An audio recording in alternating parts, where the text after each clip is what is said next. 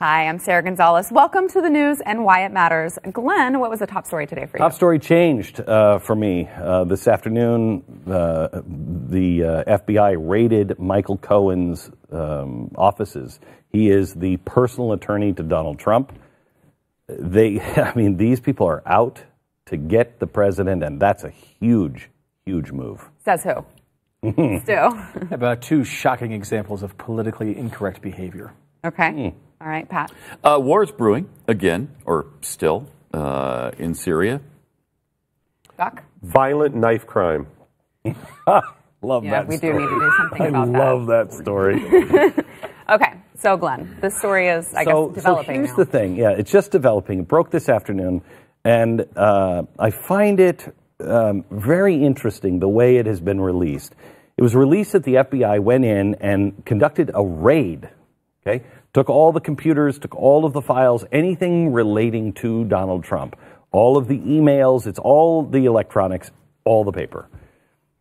It's interesting because of two things. One, they said that this is going to require a special group of agents to go through all of it because normally attorney-client privilege applies. Normally. I thought it was pretty much always. Okay. How has that changed? A guy's on death row. Yeah, I did it, Perry. You should be able to say anything. Yeah. What has changed and what does that mean? I don't know, but we'll have the answer tomorrow. The other thing is that this apparently started with Mueller, but is not part of the Mueller investigation. So they're saying that Mueller may have found something and then turned it over to the New York FBI, and they're looking into it. Well, we wouldn't have to worry about attorney-client privilege if the attorney had done something wrong, if it was about him. Now, it could relate to the president, but if it had to do with him. So maybe they're going after Cohen specifically. Maybe. I mean, there's speculation that it's Stormy Daniels related. Yeah, and that would make sense. Yeah. The campaign finance infraction may be Cohen's and not Trump's. That could actually be what it is. That's amazing. Once again, they put me in the position of defending the president. And it's like, guys, I don't agree with this, and that's wrong. Yeah, I mean, I want to see what they have. Yeah. I mean, until that time, I feel for the president. I mean, this is going to happen over and over and over again. They cannot take it. They just can't stand it. You take a step back and think about how freaking crazy this is. Like, whether you think it's because Trump is the worst president ever, or if you think it's because they are after Trump more than any president ever. The president's personal attorney, they're raiding his offices. Like, this is insane. It's like barely... It's a banana republic. It's honestly, it's blippish to me. It's like, the president's personal attorney is ransacking his offices and going through all of his papers. All right, what's the next story up? It really is amazing. And these are the actions of a banana republic. Without the sale on the nice white shirts. Still, political incorrectness. Yeah, two examples of it. Let's start first with Bill Maher on the Laura Ingraham boycott. But it has to do with the Parkland kids and guns and free speech. Now, I think those kids did a great thing. They put this issue in a place we've never had it before, and I wish them success. But, if you're going to be out there in the arena and make yourselves the champions of this cause, people are going to have the right, I think, to argue back. Okay, maybe you shouldn't say that about a 17-year-old, but again, he is in the arena, and then he calls for a boycott of her sponsors. Now, what is that American? To call for really? Let me explain something. And he complains about bullying. That's bullying. I have been the victim of a boycott. I lost a job once. It is wrong. You shouldn't do this by team. You should do it by principle. Love that. That's number one, because there's Bill Maher saying something that actually is, in today's day and age, politically incorrect. Right? To actually defend the idea that people should be able to say what they want, even if you don't like it, has become politically correct in this country with the First Amendment. That's amazing. Here's the second one. This is about The Simpsons and the problem with Apu. Now, Apu, of course, the Indian shop owner, convenience store owner. Native American. Sorry, no, it's not. No, Glenn. But he's been controversial lately. Some comedian made a documentary about the problem with Apu. and said how dangerous it is for Indian Americans, because it's all these stereotypes, it's reinforcing these stereotypes. There's been a building sort of social media movement to try to get Apu removed from the show. It's a cartoon character. The Simpsons actually decided to deal with it last night in the episode. The episode was about a book that was too controversial, and they were talking because it had old, outdated stereotypes in the book they were reading. And here's the scene. Well, what am I supposed to do? It's hard to say. Something that started decades ago and was applauded and inoffensive is now politically incorrect. What can you do? Some things will be dealt with at a later date. If at all. Now, here is a comedy show. The ultimate bastion of free speech, right? A comedy? Using satire to be able to talk about an uncomfortable topic. And what happened to them? They got bashed even more. That they didn't go far enough. How could they mock and demean this movement to remove Apu from The Simpsons? What is he going to do? Is he going to sell his convenience store? I don't know. What will he do? I don't know. And if anyone's watched The Simpsons in their lives, they may notice a lot of stereotypes on The Simpsons. A lot of Scottish stereotypes. Cletus, the slack-jawed yokel, is on that show. I mean, that's what they've done forever. They've had fun with it. And now we are so oversensitive, we can't even have fun with a freaking cartoon. I have to tell you, I'm the only one here that I think can speak with true authority. Homer played me in an entire episode. Yeah. There have been 2 episodes about me.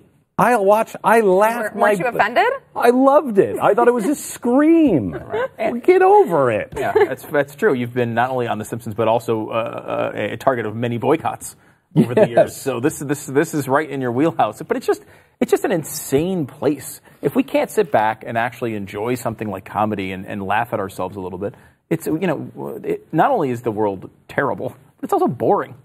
It's just boring. Well, I find it interesting. I mean, this is basically, they're retroactively offended.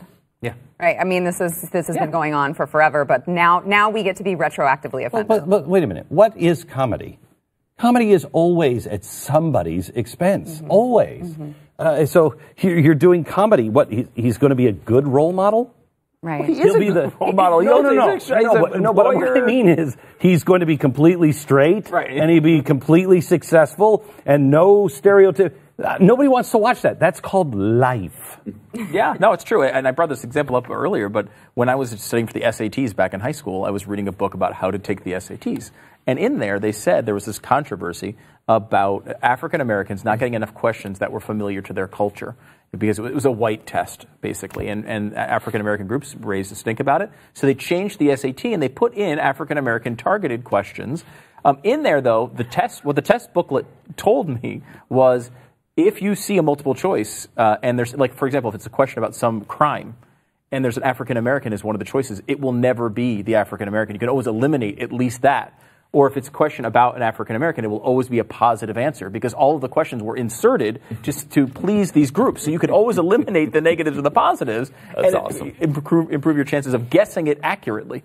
But that's how we are in that world, and that was 20 years ago. I mean, where are we now? Well, and it's also, we're in a world where society has the ability to pressure. I mean, just like this comedian is pressuring The Simpsons to change something. He wants them to introduce new things. Shut up. So you don't have to fundamentally change the show.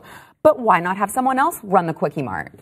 I mean, the last time I checked, this guy is not in charge of The Simpsons. No. Like, why do you get to make this statement? Why did Seinfeld always have Kramer? They should have another neighbor move in. Yeah. Give it a whirl. Give it a No, we like the character. And I mean, if they wanted to do that, they would. And you don't have the right to just because you say it. Start your idea. Now it needs to draw your own little funny show. Right. And what do you win? What does he win if they go, we're getting rid of Apu? What does it change? To change people's opinions? No. He gets to be morally superior to I guess that's probably it. That's all it is. Yeah. Pat, Syria. Yeah, none of this matters because we're all about to die. Yeah. So. Okay. Well, yay. I feel like we should have led with that. Go to Pat. Wait, so why does this matter again? Because we're all about to die. Wait, more than The Simpsons? You're Yes. saying Right. Syria? Wow. Yes. Wow. Did you hear my thing about I did. Stormy I Daniels? heard it. None of it matters. Okay, all right. We're all about to die. All right. Great. I mean, at least that's one possibility. I'm hoping that we kind of step back from the abyss because supposedly Syria used chemical weapons again, Right. killing 45 people. Now, the Russians have caught on very quickly to this fake news thing and called that fake news, using the president's own words against him. It's actually pretty smart. But they're denying it, and we're giving 24 to 48 hours for the decision on whether we're going to hit them back and hit them back hard. And that would include Syria and presumably Russia and Iran. What? I mean, that's who's being blamed here is Russia and Iran. We will never launch missiles into Iran. So I would think, into Russia. I hope that's the case. But even if it's only Syria, I kind of don't want to tell them when our strike is coming. Are we going to take out ads in their newspapers? And I wouldn't mind telling them so they could get the Russian troops away. Because if they said if the United States kills a Russian troop, it's going to be bad. They said they will launch against U.S. naval forces. Yeah, this is war overnight. It's got the potential to spiral completely out of control. I'm just hoping that cooler heads prevail. This is where, everybody's saying that his lack of experience and he's not a politician and he's not a diplomat and he doesn't do this kind of stuff. Well, there's some positives to some of those things. Absolutely. You know how to deal with world issues like this. So I'm hoping that the people around him are advising him really well right now. Hang on just a second. I think it's too early because, I've just spent, the first half hour of this hour on the chalkboard explaining how bad this situation is and how close we could be to global war and collapse.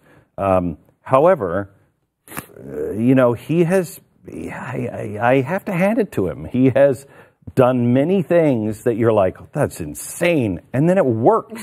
Mm-hmm. So North Korea is a good example of that. Maybe this works, but between the trade, the sanction, and Syria, it's really concerning. And the Russian spy thing, which they're certainly not happy about, the expulsion of diplomats. There's a lot of tension going on right now. Yeah. A lot of tension. Yeah. Well, here's to hoping that we don't all die. Yes. Well, we will eventually. Yeah. Well, yes, but not breaking now. news. Sooner than others. Some via violent knife crime. Yes. So the mayor of London has gone full onion. We can change that. We can. We have the ability. Apparently, London has had a lot of violent knife crime and acid crime as well. People throwing acid in the face. No more. The mayor is being proactive, and he's cracking down on knife crime and knife murder. In London, there are now more murders than New York City even. Mm-hmm. And a lot of them are via knives.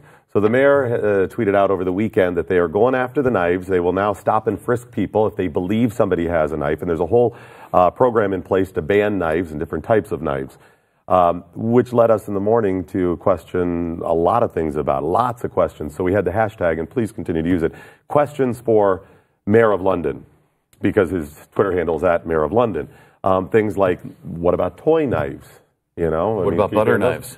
Right, butter knives. Can what we about still toy butter knives things? that have the tip painted orange? Oh, yeah. Will be banned, something like that. How about this? There was a picture from London where they were searching people, and they said, weapons that have been found during the latest search. A pair of pliers, a screwdriver, a pair of scissors. You can stab people with all those things. So is that just a guy working on the electrical system or something like that? I don't know. Or a killer. Now, the mayor is pushing his part. He has this whole plan to go after the knives, and he's pushing this stop and search if you believe something randomly on the street, which New York has had issues with.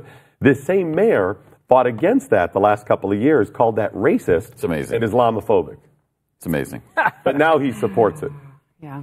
Well, look, all I know is there is never a reason to carry a knife. That's what Especially they said. I would like to also cut meat or anything like that. I would like to say the one time this is true is acid. Yeah. Yeah. It's not a great reason. It's not a great reason to be carrying, walking around with a bottle of acid. Just in case. Just for my own protection. All right, we got to take a break. Stay with us. More to come.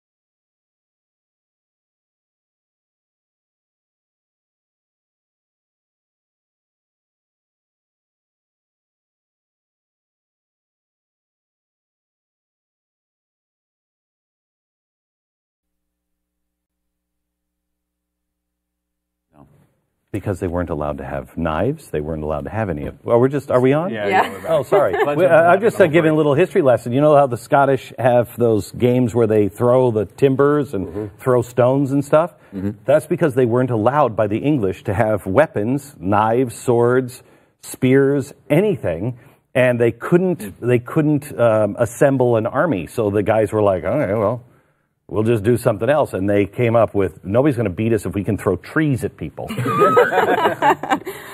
Glenn, 2 men from Indiana created a new grassroots organization. I love these Fill the guys. potholes, open source roads. They're taking donations because they found that the local government wasn't doing anything. And they were going to charge $732 million.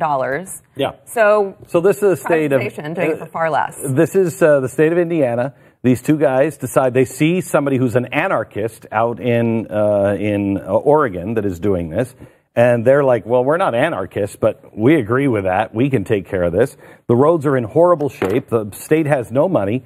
So these 2 guys, they're in their 20s. They just take their own money, about $1,000 over the course of this thing, and they go and buy asphalt. I don't even know where you buy it, but they bought asphalt and shovels and everything else, and they just started patching up the streets. No cop has stopped them yet, and then the city hasn't stopped them. Which I'm shocked about. Yeah. Oh, these guys are now that it's out nationally. The unions. Unions will be all over. Oh, in the city, and there'll be somebody who will like, that's going to cause an accident, and then they'll be sued, and then it'll be... Yeah. They'll crush these 2 guys. Somebody gets in an accident within 2 miles of one of those potholes, and they will be sued for sure. Yeah, it's a great story. It's a great story. I love that. Yeah, I love that. Stu, I think you probably set some kind of record for always finding the junk food stories. But apparently, there's a new movie being made about Flamin' Hot Cheetos. Yes, this is actually a great initiative story as well. Cheetos are obviously a delicious treat in many ways. However, a guy who radioactive. This is a real movie they're making about a guy who was an immigrant to the United States. He was working at the Cheetos factory, I believe as a janitor, and the Cheetos came out of the Cheeto machine with no cheese on it. There was a problem with the cheese dusting. So what did he do? He had a bunch of Cheetos with no flavoring on them, brought them home because they were just going to go bad before the machine was fixed. Stealing from the company. No, I think it was approved. And decided it's just like Apu. They get those jobs and then they just start stealing. So he decided he was a big fan of that Mexican street corn. So he decided to take some of the flavors from Mexican street corn that he enjoyed in his in his community, and he just dusted them with Cheetos, brought them in. They became such a hit around the factory that he got a meeting with like the head of development Mr. for Frito. Cheeto? No, it's actually not Chester. It's Frito-Lay is the company. I don't know if Chester is the CEO, but so he actually went there and did a little presentation. They started making him. It's now one of the biggest hits Cheetos has ever had, and he's now the head of cultural outreach or something for the company. He's got like a big executive role now at this company. Did he get paid for it? Oh, I think he's got certainly a sweet gig out of it. I don't know how much money he actually made from the Flamin' Hot Cheetos.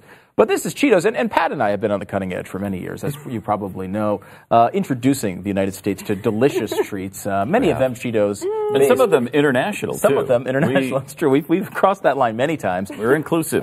I was at the Rangers game this weekend, where, of course, America's team, the Toronto Blue Jays, were victorious in 2 of the 3 games. And I had Cheetos popcorn.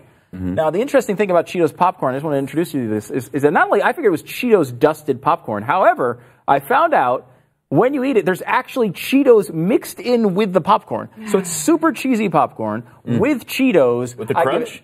With crunch. Inside the popcorn? Right? Isn't the name of this show The News and Why It Matters? Yes, that's true. And I should get to the head story. I give it a 16 out of 18. Oh, wow. Okay. 16 out of 18. And why does this matter? So that's why it matters. Because Stu loves junk food. That's probably because we're all going to die. Might as well enjoy some Cheetos. Yeah. Pat, a Florida high school student who decided not to wear a bra to school was allegedly asked by the school's dean, to cover her nipples with plasters. Band-Aids. With Band-Aids.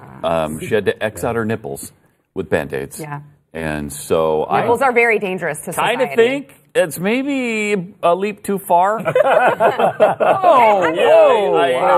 quick to say that. I actually got pushback on the show today when we were talking about it. People disagreed. They were, why are you attacking teachers? They all have dress codes. Yeah, the dress code doesn't say anything about your nipples, okay? No. It doesn't If say it if they does- poke out too much, we're going to cover yours with Band-Aids. It doesn't say that. And I want to point out how ridiculous the story really was. So she was asked if she was wearing a bra. And she was like, said no. No. Is And this she a was private asked, school? She was asked, no. She was asked to school. explain why. Why are you not wearing a bra? What the hell? Yes. Excuse me? We've slipped through a wormhole. This Yeah. story does not exist in a public school in the America we were in about 10 minutes Right? ago. Oh, it does. And then it I gets even know. worse because they asked her first to put an extra shirt on. She put That one wasn't on, enough. and then she was asked to move around to make sure that it wasn't still a problem. Jump around a little bit. bad. Let me check it out for you. So bad. Now, Can you imagine your principal daughter? is I a know. Oh, that's what I said. If it's my daughter and they're checking out her nipples like that, Holy crap. I'm sorry. I'm coming down and I'm going to pay you a visit. Oh, but And it's not I mean, gonna be let's pleasant. hold on here. not gonna be Let's pleasant. not go crazy. Okay, hang on. If they were checking out her nipples, okay. Yes. Where are you going with this one? Yes. I mean, Is there a scenario where checking out her nipples is okay? no, but there is something to be said for a 14, 16-year-old boy and the nipples, and it's like magnets, and you can't stop. Okay, but hold on. She tweeted and she said she decided not to wear a bra and that she was told it was a distraction to boys in her class. She said, my school basically told me that boys' education is far more important than mine and I should be ashamed of my body. I don't think Glenn that's Beck. an actual quote. I think that's her Right, she's saying extrapolating this is how that it from makes what they me did. feel. Right. And I think it's fairly legitimate. Yeah. But I don't know if they're telling her to be ashamed of her body. However, They are saying the boys have no control. Yes, boys have no Have you control. met boys? They don't have any control. They don't have any control. I mean, it'd be nice. Is that her responsibility to This fix? is too far, right? Yeah, I'm not for. I don't want to be defending the school here. You are. But let's. You are. Mr. Let's. Pro I Nipple hate Band-Aid to over bring here. up basic biology. I know we reject science now, but boys are powerless. But how do you write to that look into the dress code? away. How do you write it into Well, the you could dress require code? bras, I guess, but I mean that's again. That doesn't mean They don't. There are If they bras don't. that would still. Yeah, I mean, know, it's just, look. It's not a woman's responsibility to solve. That's true. issue. That is absolutely That's Okay, not wait a her- minute. it's Wait not a her minute. issue Wait to a minute. solve. True. Wait a minute. If a guy, I'm ready to do this at all ballets. Okay, I want the guy to cover up a little bit because it's just disturbing. That's just icky, though. That's yeah, different. yeah, you can. But still, talking about the you real can't body enjoy now. a ballet. You got that guy walking around, and you're like, oh, good God, turn Coming it down. back, can we go to the chalkboard? No, this is a really great time for a break. Let's take a break.